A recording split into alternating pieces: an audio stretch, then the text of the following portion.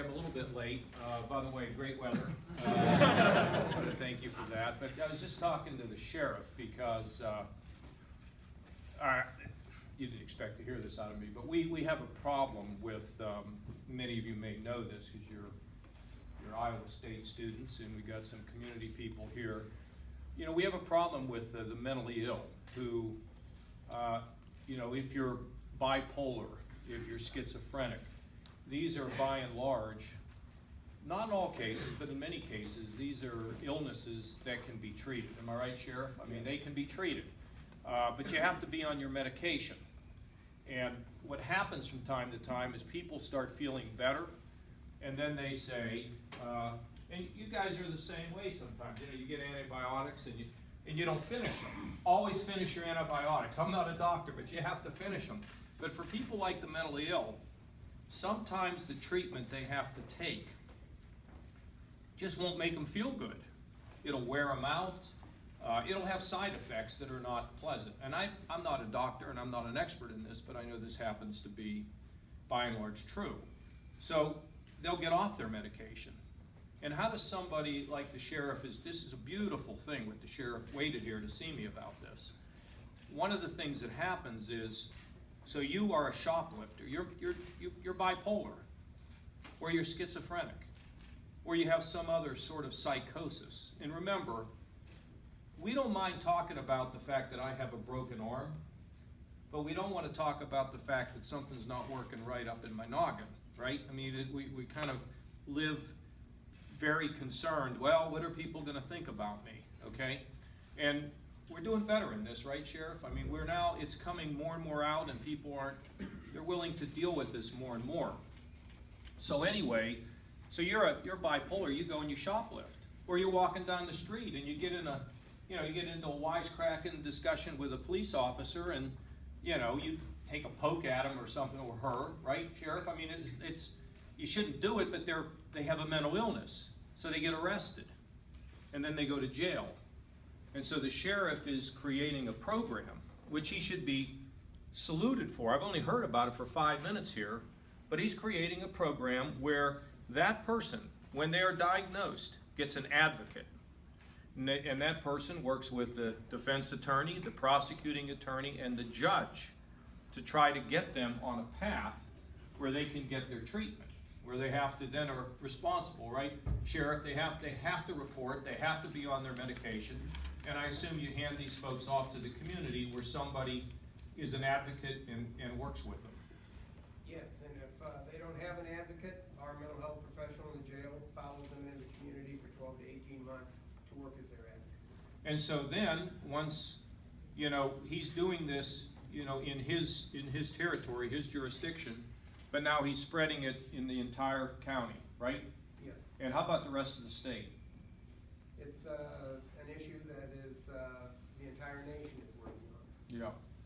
So we've been working on these issues for quite a while, and what we've done, Sheriff, is we actually have our mental health folks even in the prisons now, and they're working with the drug addicted, the mentally ill, and when we work with the drug addicted, the recidivism rate, when we take them, treat them, hand them off to the community, the recidivism rate is less than 20%. Astounding. Yes, it is. So what I'm going to do is I'm going to hook the sheriff up with our head of mental health and our head of corrections, because best practices really matter with this group called ISIS. Do you really understand the extent of this? They are at war, really, with our way of life. You, young woman, they don't think you ought to be in school. They think you ought to be somebody's property. I mean, it is unbelievable the way they have distorted their own religion, and it is unbelievable the way they have been able to communicate something that has been alluring even to people who live in the West. And I think some of it is because people who live in the West are not finding a lot of meaning in their life. And so they gravitate towards things, and sometimes they gravitate towards things that are truly radical and pure evil.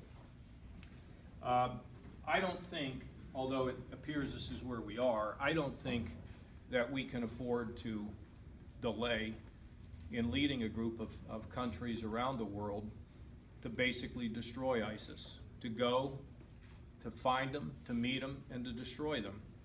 Because this is a group that is intent on destroying who we are. And you mark my words, the day will come when we will see military action, not just from the air, but on the ground. It's going to come, because you cannot beat this group. And we don't like to think about war. Who does? You know, I've had a vote on it.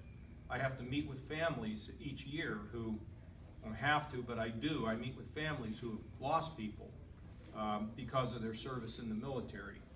But I do believe this has to be done. This has to be taken out. And then secondly, I think we need to have a very good message to the world about who we are. Equality of women, respect for science, respect for education, that life is about something bigger than ourselves, and that this should be broadcast worldwide. We should involve our friends in the Muslim community we see increasingly condemning these attacks in Paris, ones who have said their religion has been hijacked. We need to, this is a war of ideas that must be won while we win the battle of the bullets, which we can do. But it's a sobering thought.